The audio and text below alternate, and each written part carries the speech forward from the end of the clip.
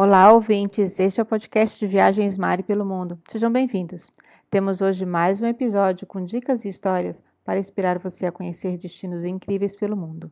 E se você tiver mais dúvidas ou curiosidades, e para melhores opções de passeios, roteiros personalizados, pacotes e indicação de guias e agências, entre em contato pelo WhatsApp, pelo direct do Instagram ou pelo e-mail maripelomundo@gmail.com. Lembre-se que a gente está aqui sempre para ajudar no planejamento da sua viagem. E não se esqueça de curtir e comentar no post e assinar o feed do podcast no seu agregador preferido.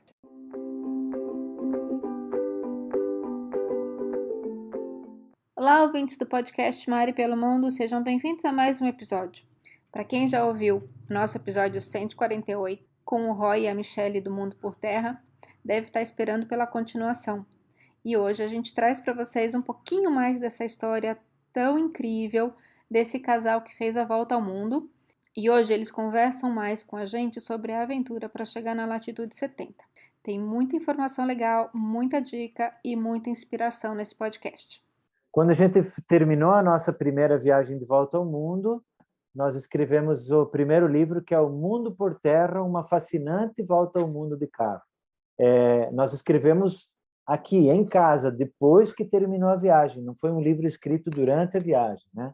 Então, é um livro que tem uma narrativa assim, bem legal. A gente fala como surgiu a ideia, os planos, e conta a história seguindo o itinerário da viagem, né?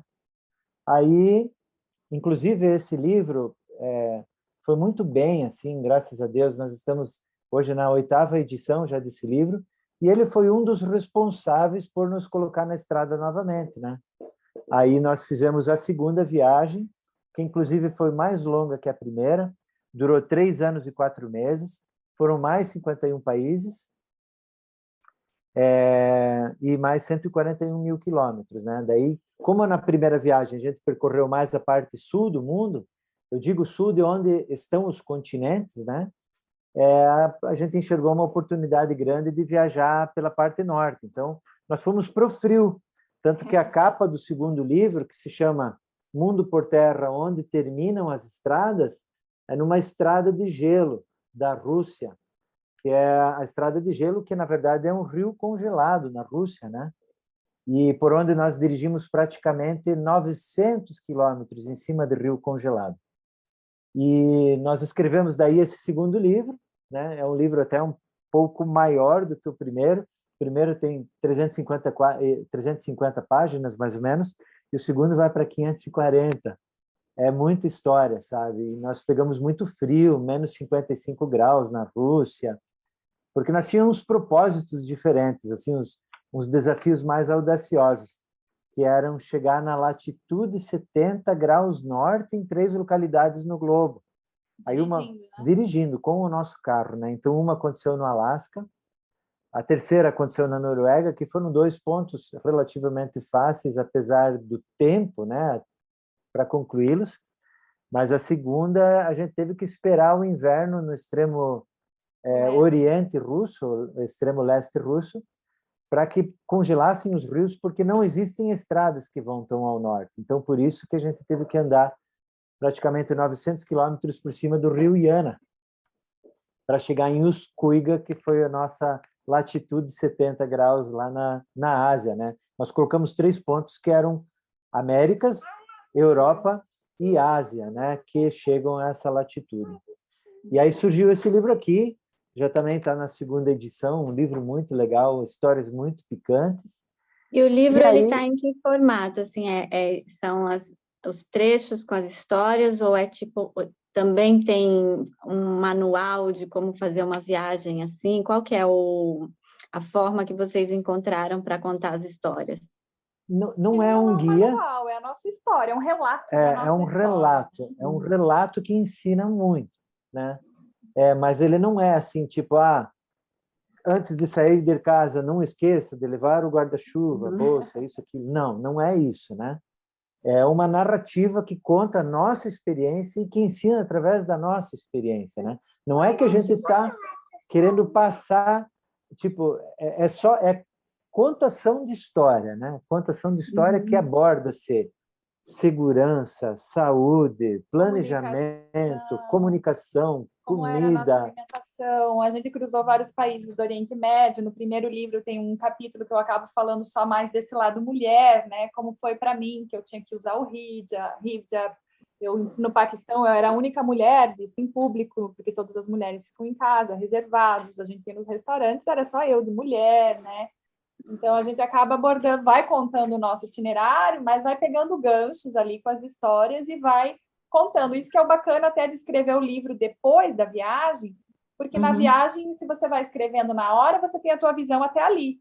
E no final da viagem, a gente tem uma visão do mundo de toda a viagem como um todo. Então, a gente consegue fazer comparações. Aqui foi assim, lá foi assado, né? Consegue ter essa visão mais completa do mundo, né? O segundo livro também a gente escreveu de casa depois, né? Durante a viagem a gente vai fazendo diários, só um pouquinho, Serena. Vai fazendo diários, anotações, né? Mas os 2 livros foram escritos de casa com essa visão geral daí da viagem completa, né? E a nível de estrutura, né? É um livro, não é capa dura, né? E é texto, puramente texto, né?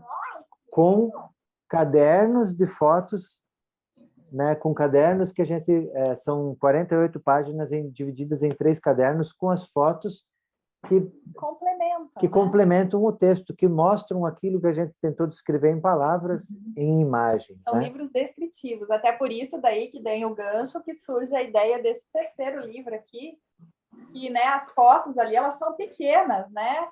E então a gente tinha o sonho, nós temos mais de 140 mil fotos dessas 2 viagens.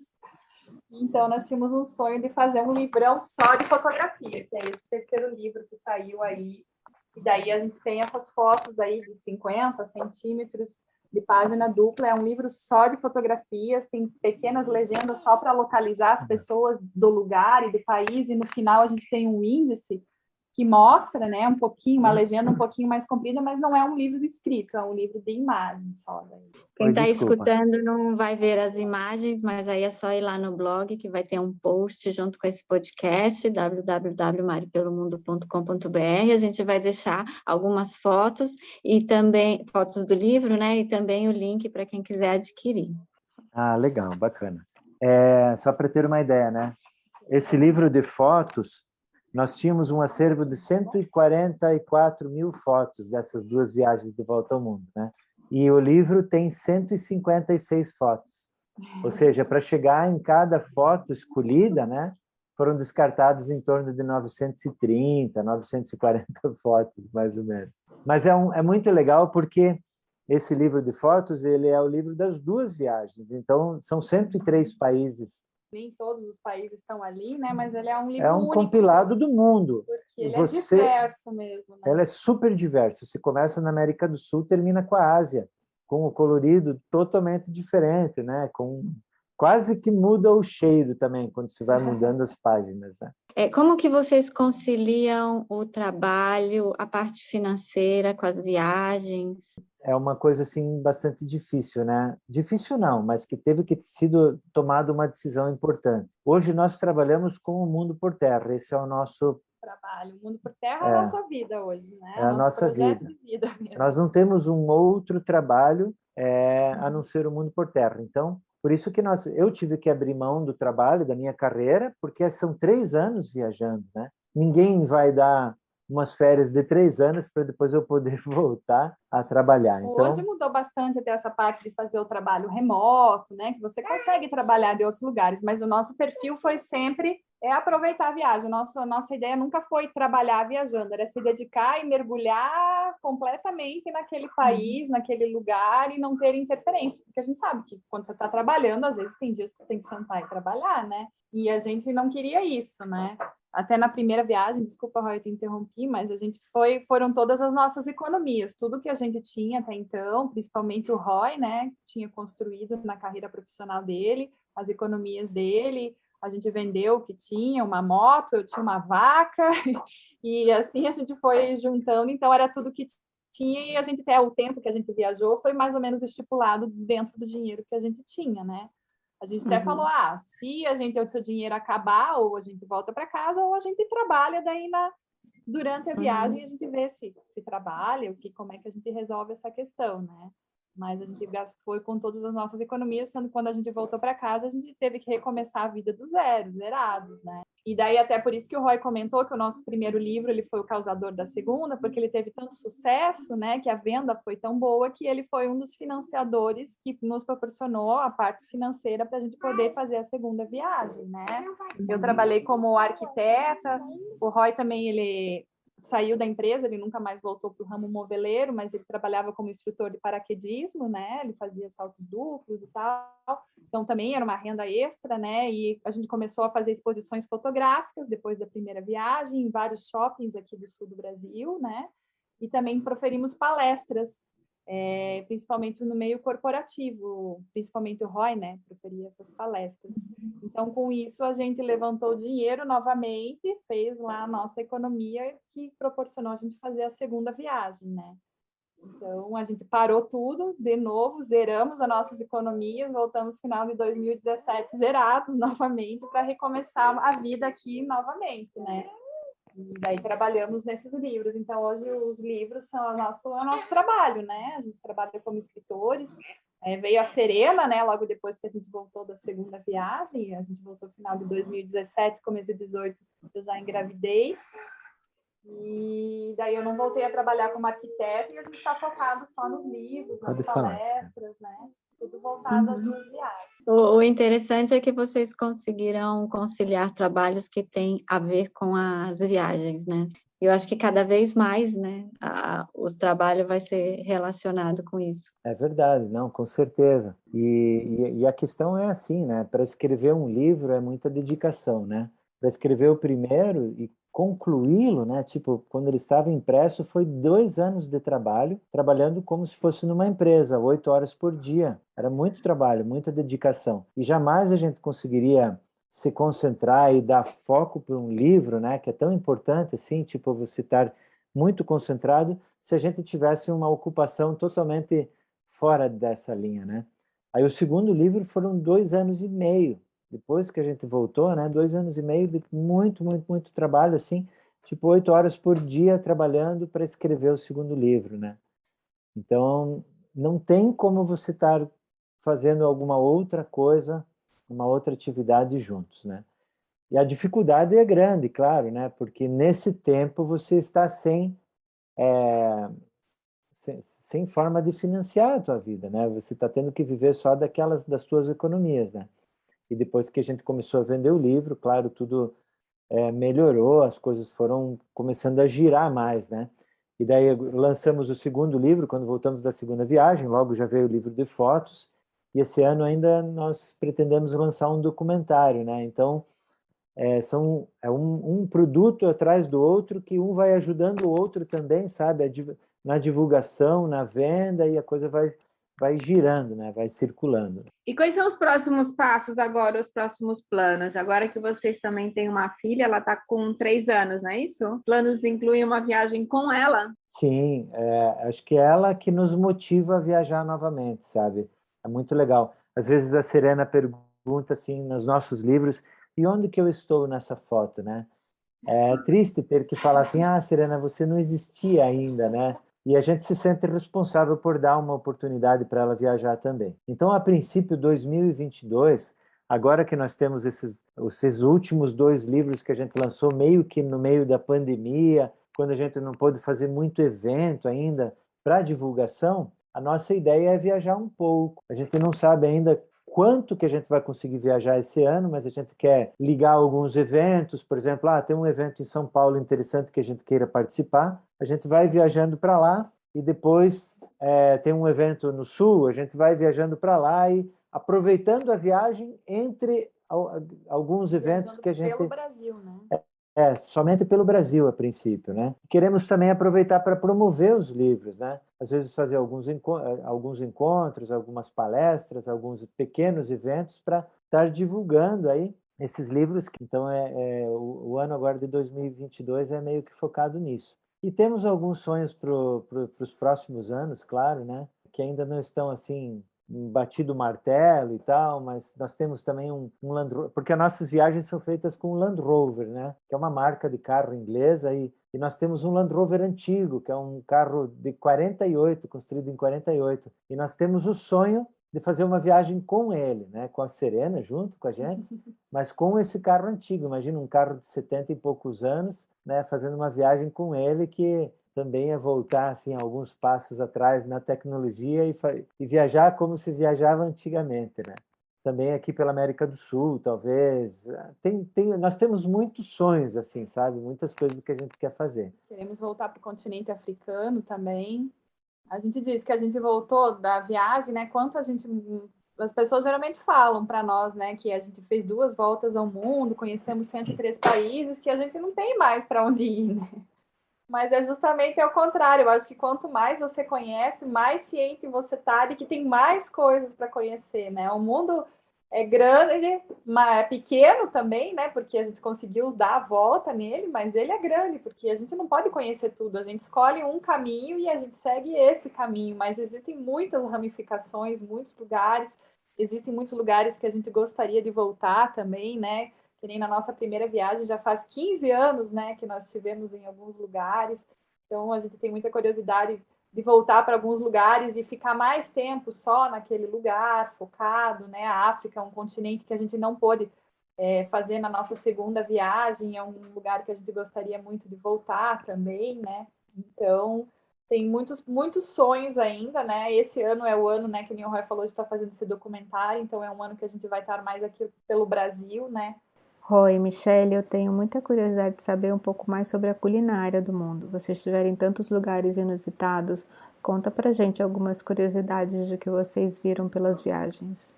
Uma coisa que a gente não esperava, né?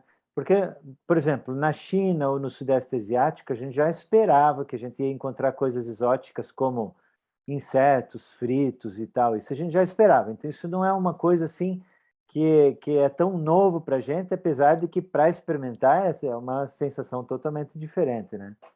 Mas tem uma coisa que a gente achou fantástico e que a gente até entende uma lógica do porquê dessa culinária, foi na Rússia, lá no extremo oriente russo, em que nós comemos, por exemplo, carne de cavalo, de rena e peixe cru congelado. Aí, a primeira vez que a gente comeu esse straganina, que eles chamam, foi em Yakutsk, na capital da Yakutia, que fica lá no leste, né? E é o maior estado do mundo, é um estado gigantesco. O estado da Yakutia tem mais ou menos o tamanho da Argentina, para vocês terem uma ideia, né?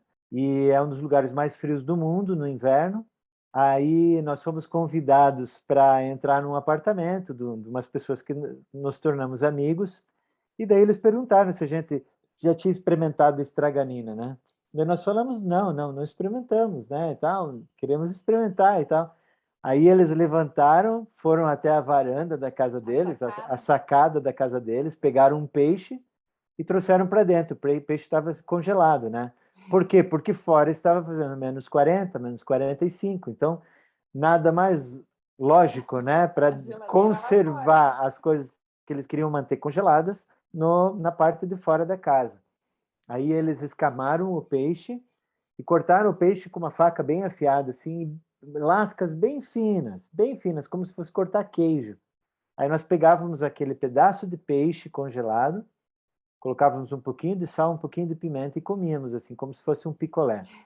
E aí isso aconteceu também com fígado de cavalo, com carne de cavalo e com carne de rena. E aí a gente tentou buscar a razão disso, né? E a gente imagina, né? A carne tem proteína.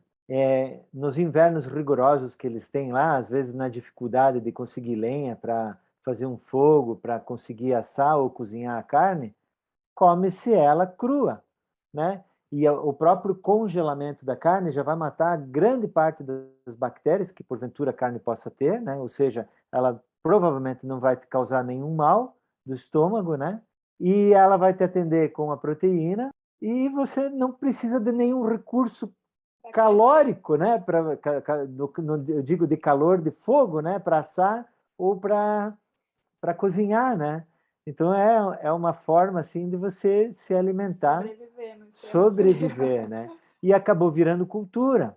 Tanto que a gente comeu uma salada numa cidade chamada Oimiacon, não, em Tomtor, uma salada que tinha cubinhos de fígado de cavalo cru congelado. Aí a gente comia a salada verde junto com aqueles pedacinhos de fígado. Então isso foi uma coisa assim, uma surpresa muito grande assim para a gente, né? Que a gente jamais esperava, né? Disso aí. Aí, claro, tiveram tantas outras coisas, né? A culinária sempre é muito bacana, que diz muito do país, né? A gente gosta muito de experimentar. Como a gente praticamente mora na estrada, a gente tem que ir nos mercados, as mesmas, né, necessidades que a gente tem em casa, a gente vai ter que ter viajando nesses países, vai ter que ir na padaria, vai ter que ir no mercado, vai ter que ir no verdureiro, né? A gente tinha que se adaptar muito a essas culturas. Hoje tem tomate, amanhã não tem tomate, eles só comem batata, ou ali, por exemplo, nesse frio, salada verde, a gente passou uns 2 anos sem ver um alface, né, na frente. Então a gente vai tendo que se adaptar. E também, como a gente mora no carro, a gente vai se adaptando aos preços, né? Se é barato, a gente come fora. A gente gosta muito de comer fora justamente para poder experimentar essas comidas diferentes. Mas, por exemplo, países lá que nem os Estados Unidos, A que é caro, Noruega. ou Noruega, a Austrália, que são países que são caros para a gente estar comendo direto em restaurantes, praticamente nós íamos no mercado e fazíamos as nossas refeições, as 3 refeições, café da manhã, almoço e janta, no nosso carro daí, né? Claro que, por exemplo, na Austrália, a gente foi no mercado e comprou carne de canguru, né? No mercado. Acabamos nós mesmos cozinhando para experimentar no nosso carro. Não comeu num restaurante, mas compramos no mercado e cozinhamos nós mesmos. Estrogonofe de canguru. E daí frutas, né? Variedades de frutas. A comida asiática, né, ela é muito diversificada. Por exemplo, na África, no continente como um todo, eles não têm muito essa cultura da culinária, mais para sobreviver, para encher a barriga e para poder sobreviver até o próximo dia para ver como é que vai ser novamente, né? E mais países assim, né, como México, Tailândia, Índia. Na Índia, eu sei que assim, a culinária é espetacular, todas as especiarias. Só que eles têm muito problema com a higiene, né? Eles não têm muita higiene, toda a infraestrutura dos restaurantes é super precária, lixo por tudo que é lado. Então, às vezes, assim, a gente sabia que a gente ia ficar com dor de barriga, ia passar mal, mas a gente ia lá e comia, porque a gente queria experimentar, né? Mas depois tinha uma consequência, né? Que passava mal, tinha diarreia, problemas de estômago, né? Aconteceu muitas vezes com pimenta, né? É uma maneira de conhecer, de se integrar com a cultura local, né? A gastronomia realmente, como você falou, é muito interessante. Michelle Roy, eu queria que vocês contassem um pouquinho mais, porque eu fiquei bem curiosa. Eu até fui ler 2 coisas que a Fernanda mandou para a gente. Eu queria que vocês comentassem e contassem um pouquinho mais sobre essa aventura que está no segundo livro, né? Da Latitude 70, porque vocês passaram muito tempo nessa temperatura. Como é que aguenta nessa temperatura? Como é que dirige? Como é que vive nesses menos 50 graus durante muito tempo? Como foi essas curiosidades? Eu queria que vocês contassem um pouquinho também. Tá, isso até foi uma coisa que a gente teve que aprender lá, né? Porque por mais que a gente tentou buscar informações na internet, não consegue, né? Até porque a gente não encontrou ninguém que tinha feito essa viagem A gente sabia de no poucas inverno, pessoas, né? mas muita informação em russo, né? Foi muito difícil. Então, nós tivemos que preparar o nosso carro da melhor forma possível antes de despachar o carro para a Rússia, mas nós acabamos entendendo depois que não existiria melhor lugar para fazer isso do que a própria Rússia, né? Porque a Rússia, ela é fria, ela é gelada, mas a parte gelada mesmo, que baixa dos menos 40, por exemplo, é uma região muito distinta, né? Não é todo lugar que faz tanto frio. Então, quando a gente chegou em Vladivostok, estava fazendo apenas menos 15, que fica mais na parte litorânea, e a parte litorânea é controlada a temperatura pelo próprio mar, porque o mar não esquenta tanto no verão e não esfria tanto no inverno. Apesar de que o Isso mar estava ajuda, congelado, né? apesar de que é congelado, mas essa temperatura que não esquenta e não esfria tanto, como a terra, né, porque o mar é muito mais denso, ajuda a controlar a temperatura do litoral. Então, até lá, o nosso carro estava preparado ali, com um aquecedor interno, um aquecedor para o motor e pneus para o inverno. E então a gente tentou prever algumas coisas, né? E chegamos, de certa forma, preparados para enfrentar o frio, mas não tanto, né? Porque daí, quando a gente chegou em Yakutsk, que é a capital da Yakutia, nós conhecemos algumas pessoas que, na verdade, têm muita experiência, né? Porque eles enfrentam esse inverno todos os anos, né?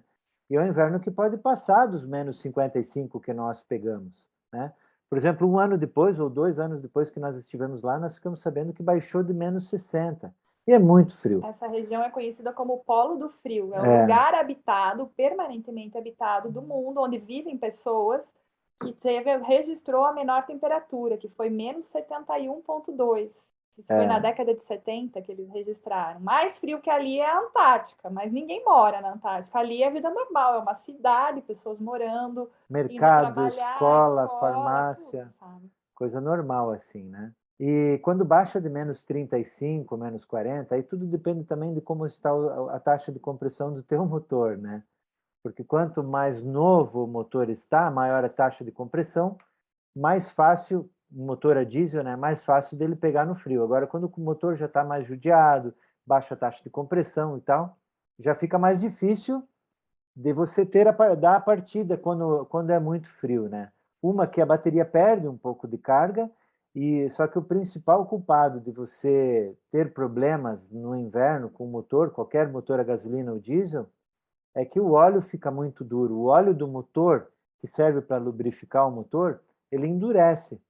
Ele fica congelado, ele congela também. E se você desliga o teu motor à noite, é tempo suficiente para o óleo congelar, agir como uma cola, ou para simplesmente não deixar mais o pistão trabalhar, e de você, no outro dia de manhã, quando você quer girar o motor para fazer ele funcionar, o motor não gira, porque ele está preso ao óleo petrificado, vamos dizer assim, né? Então, a partir de menos 30, abaixo de menos 30, menos 35, nós não desligamos mais o nosso carro por 40 dias. O carro ficou 24 ininterruptamente, 24 horas por dia, ligado. Nós íamos dormir com o carro ligado, nós levantávamos com o carro ligado.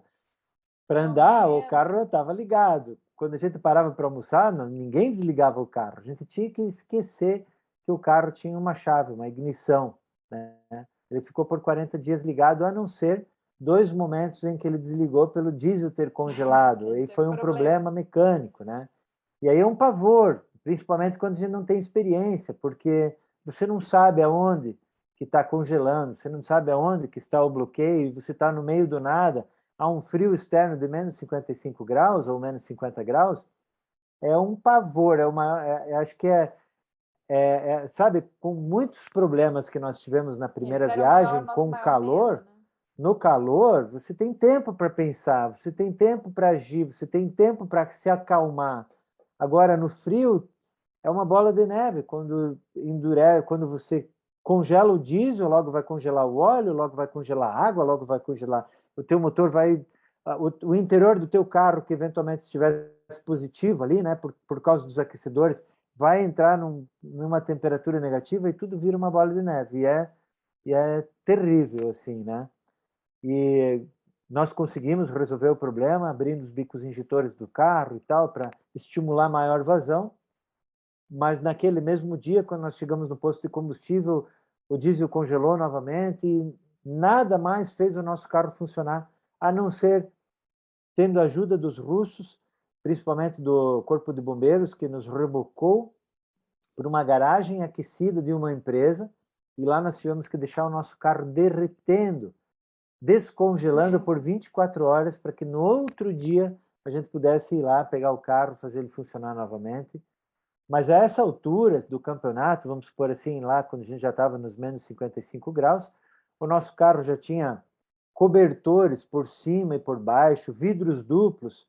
Foi instalado vidros duplos tanto no para-brisa como nas laterais, porque é a única forma de você isolar o frio de fora para dentro, é criando uma barreira de ar, né, que não deixaria transferir o frio e, com isso, congelar o nosso vapor lá dentro, né? A Porque nós, condensação congela e você não consegue enxergar e limpar mais esse vidro, né? a gente está respirando lá dentro, a gente está emitindo umidade, e daí essa umidade com o frio extremo, nessa mudança drástica do frio externo com o calor interno, iria condensar, iria congelar, e e você perde a visibilidade, né? Você não consegue dirigir. A gente até tinha, né, um aquecedor interno do nosso carro, mas assim, era uma bolha meio que no meio do carro de 10 graus positivo.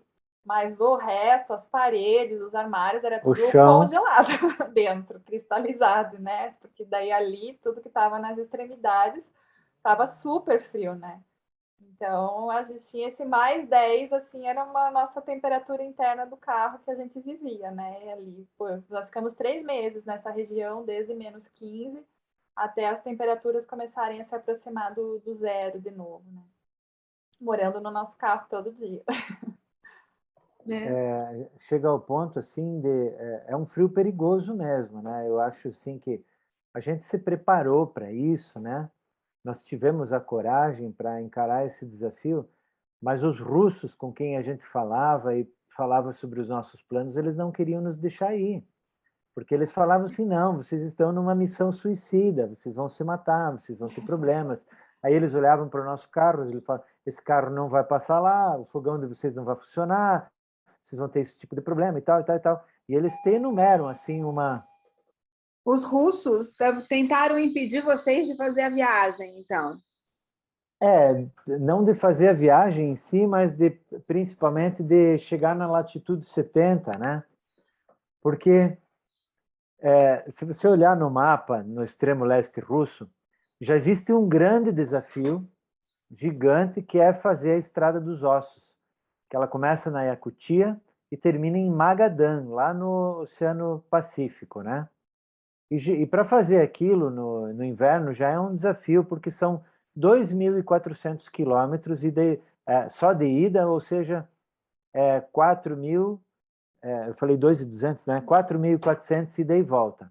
Então nós fizemos esse percurso, nós fomos de Yakutsk até Magadan, porque na ida a gente também estava com muito receio partindo da Estrada dos Ossos, subir para a latitude 70, então a gente decidiu, vamos para Magadan primeiro, e na volta a gente decide se a gente vai para a latitude 70 ou não, que é onde seria difícil, porque a Estrada dos Ossos, por mais frio que seja, por mais difícil e perigoso que seja, porque a estrada é lisa também, né? Porque é um gelo puro, lá existe infraestrutura a cada 200, 300 quilômetros, né?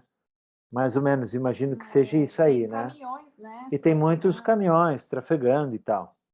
Agora, quando a gente voltou de Magadan, na metade da Estrada dos Ossos, tinha uma cidade chamada Teopli-Cluj. Partindo daquela cidade, nós dirigimos ao norte, praticamente numa linha reta para o norte, sim, pelo rio Iana, e também alguns trajetos que percorrem por dentro da floresta e tal, 1.200 quilômetros. Só de ida, né? Não é sabe, não é um objetivo assim de 100 quilômetros para chegar onde a gente quer. Não, foram 1.200 por estrada de inverno, com rios e lagos congelados. Dirigindo a 15 quilômetros por hora, né? 15 quilômetros por hora de média, com cidades, com infraestruturas distantes de até 400 quilômetros.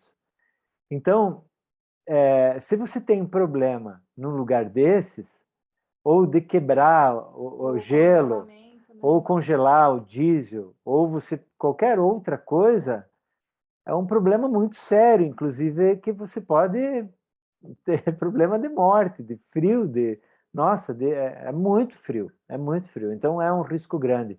Nós entendemos perfeitamente o que os russos queriam nos dizer, né? Quando eles falavam assim, olha, vocês não estão preparados. Mas aí, mais um anjo apareceu no nosso caminho, naquela etapa da viagem, e apareceu um russo viajando sozinho. Ele é lá de Briansk, que fica um pouco para o sul de Moscou, então é o outro lado da Rússia, né? E ele também estava viajando, conhecemos ele num posto de combustível à noite, no lugar que a gente estava dormindo, e ele também estava disposto a ir para o norte, ele também tinha a intenção de ir para o norte. E nós resolvemos fazer essa viagem em 2 carros, que mudava significativamente a probabilidade de nós sobrevivermos caso alguém tivesse um problema com o carro. Porque um carro se torna o backup, né? Se alguém tiver problema, todo mundo pode se abrigar, se proteger, buscar ajuda com outro carro. Com outro carro, né? Então, nessa fase da viagem, nós encontramos 6 caminhões que estavam dirigindo sobre o rio congelado e o gelo quebrou e o carro e os caminhões caíram no fundo do rio. E aí faz o quê? Né? Se já quebrou é porque a situação do gelo ali estava fraca. Para tirar um caminhão de uma situação daquelas, pode levar até 2 meses. Existem equipes de resgate, né, desse tipo de caminhão.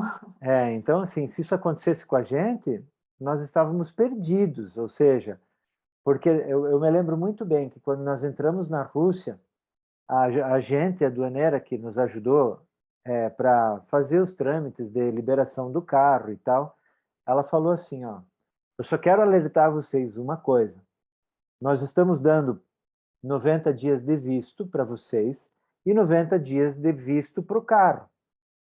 Aconteça o que acontecer, se vocês baterem o carro de vocês ou não baterem, se estragar o carro de vocês ou não estragar, em 90 dias esse carro tem que estar fora do território russo. Combinado? Daí não, tudo bem. Daí ela pegou e me fez entender mais uma vez. Eu não sei se você entendeu bem o que eu estou querendo dizer. Na Rússia, quando excede os 90 dias, o teu carro tem que estar fora da Rússia, né? Agora imagina, sei lá, pela metade do nosso visto, com 45 dias passados já. Acontece de nós cairmos numa armadilha dessa da natureza, em que o gelo quebra e o nosso carro cai numa situação daquelas, você não consegue tirar o carro em menos de um mês, tipo, não daria tempo hábil para, nos próximos 45 dias, você estar com o carro fora da Rússia. Ainda mais funcionando, né? Porque o processo de tirar o carro de uma situação daquelas é você congelar o rio, que está fluindo por debaixo da camada de gelo superficial, congelar ele todo para você conseguir tirar ele de lá. Congelar e ir quebrando o gelo. Só que isso é um processo que demora, porque a cada dia tira-se uma camada, como se fosse um tijolo de gelo. E aí você expõe aquela parte mais profunda do rio, que não congelou por algum motivo, a temperatura externa mais baixa e vai congelando aos poucos. Só que isso é um trabalho de dia a dia. Não é do dia para a noite que você consegue congelar um rio todo debaixo do teu carro, né? E não existe uma outra forma que não fosse dessa forma. Então, existem muitos riscos envolvidos, né? E muitos aprendizados, né? E muitas coisas novas, totalmente inusitadas. E a gente brinca assim, né? Que para você conhecer isso e saber que isso existe, só indo lá e experimentando, né? E e principalmente não aceitando todos os nãos que a gente vai recebendo no caminho, né? Não vão lá, não vão lá, não vão lá. A gente foi, A gente conseguimos. sempre foi muito ciente, né? A gente nunca...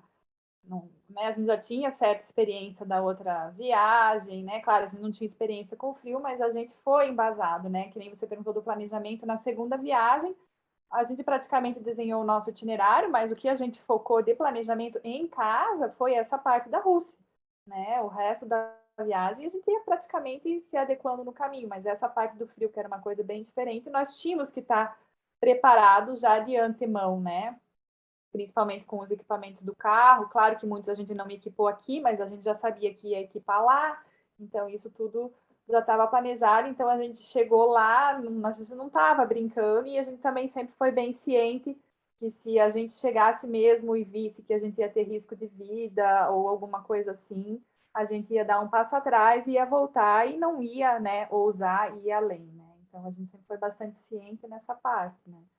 Mas claro que a gente tá exposto, né? E aí vocês dirigiram 1.200 quilômetros até a latitude 70 e depois são 1.200 quilômetros para voltar. E essa parte toda vocês fizeram com esse outro carro que vocês encontraram no caminho ou uma parte vocês fizeram sozinhos? Não, essa parte fizemos com ele. Foram 13 dias para subir e descer, né? Para os 2.400 quilômetros foram 13 dias. Esse nosso amigo, o Constantin, ele é um super amigo, nós reencontramos ele, porque daí depois da Rússia nós fomos para a Mongólia, China, Ásia Central, voltamos para a Rússia, fomos para o Cáucaso, nós entramos e saímos 5 vezes da Rússia. E até a gente chegar lá na Europa do outro lado, aí visitamos ele na cidade dele, em Briansk, Ele é um super amigo nosso, até hoje a gente tem contato com ele, sendo que até ele que escreveu o prefácio do nosso segundo livro, né? Ele que escreveu. Essa é uma outra coisa muito gratificante das viagens. A gente faz amigos, né? Cria laços em outros lugares do mundo, assim, pessoas que tiveram um passado completamente diferente, que não cresceram, que não são na mesma cidade, da mesma cultura, mas criam uns laços incríveis, né? Essa é uma outra coisa muito legal de trazer da experiência.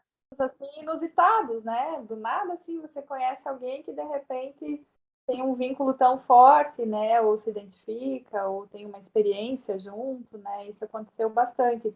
Na primeira viagem, nós chegamos a viajar na África, por exemplo, com um mês. Um mês, acho que foi, né? Com um casal da África do Sul também. Viajamos com um casal de alemães por 3 meses, né? Juntos também na primeira viagem. E são pessoas, né, que a gente acabou conhecendo e a gente conheceu um casal de austríacos, ele é austríaco, ela francesa, na Austrália, na primeira viagem, né? Ficamos uns dias juntos, acampamos, fizemos umas caminhadas, que a gente gosta muito de fazer caminhadas.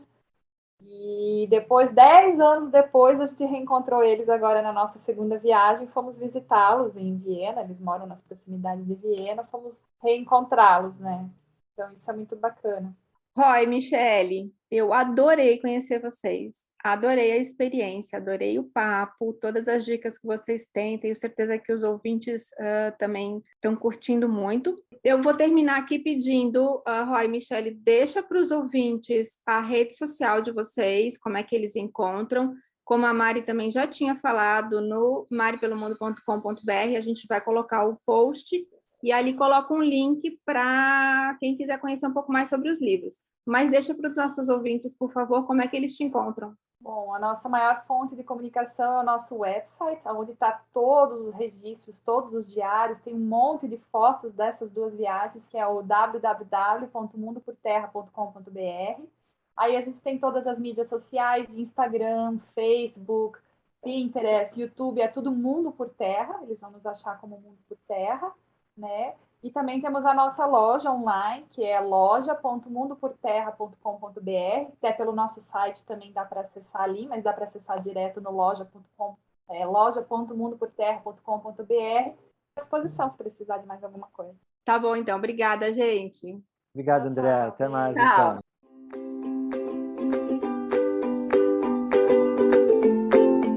E eu espero que vocês tenham gostado de mais esse episódio e das nossas dicas. Participe enviando a sua sugestão, as perguntas e curiosidades. Siga o podcast no Instagram, @podcast.maripelomundo. O nosso podcast de viagem foi idealizado e é realizado pela equipe do blog Mari pelo Mundo e a gente fica feliz de contar com a participação de convidados e amigos. Assine o feed, curta e compartilhe as nossas dicas com os amigos. Conte conosco também sempre que quiser organizar uma viagem. E até a próxima!